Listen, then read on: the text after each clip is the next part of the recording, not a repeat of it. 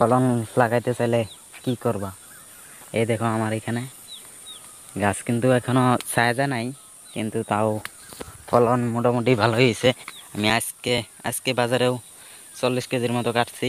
আশা করি আর 2 দিন পরেও 40 কেজির মতো কাটবো। আর পুরা জাংলা যখন ছায়া যাবে, আশা করি 2-3 কুইন্টাল করে মাল আসবেই আশা করি। আর তোমরাও এরকম যদি ফল লাগাইতে চাও কি করবা, আমি আমি এখানে এই ভিডিওতে বলে দিব, কোনো টেনশন করা নাই। তোমরা প্রথমে কাজ করা কি জানো, অনেক পোকা আছে, পোকাগুলো ঝিঙ্গার কড়াগুলো নষ্ট করে দেয়। এই কড়াগুলো নষ্ট করে দেয়, লাল করে দেয়। এই দেখো এখনও আছে, ছোট ছোট কড়া লাল করে দেয়।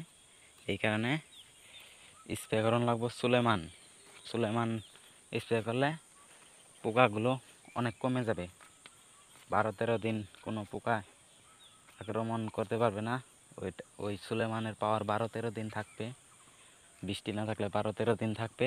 আর 12-13 দিনে ঝিঙ্গার কড়াগুলো টিকে যাবে। আর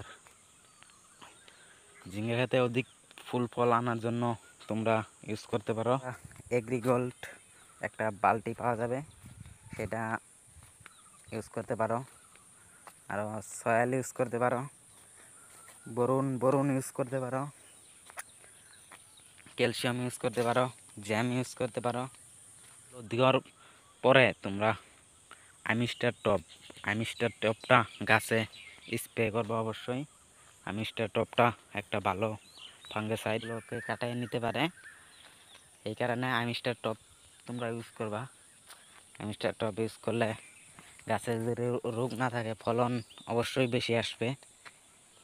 এই রোগের কারণেই তো ফলগুলো মরে যায়, পচে যায়, লাল হয়ে যায়।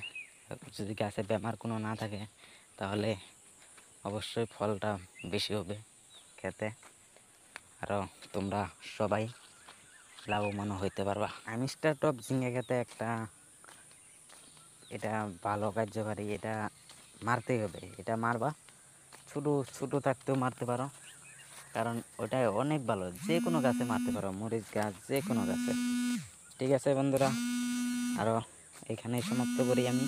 এখন অনেক রাত হয়ে গেছে তো। আরও কোনো যদি আপনাদের সমস্যা থাকে তোমরা বলবা, আমি ভিডিও বানিয়ে পাঠিয়ে দিব।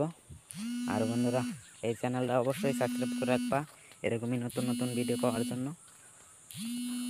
আমার সাথেই থাকবা, পাশে বেল আইকনটা বাজিয়ে রেখে দিবা, তো পরবর্তী এরকম ক্ষেতের বিষয়ে জানতে পারো তোমরাও, আমিও শেয়ার করতে পারি।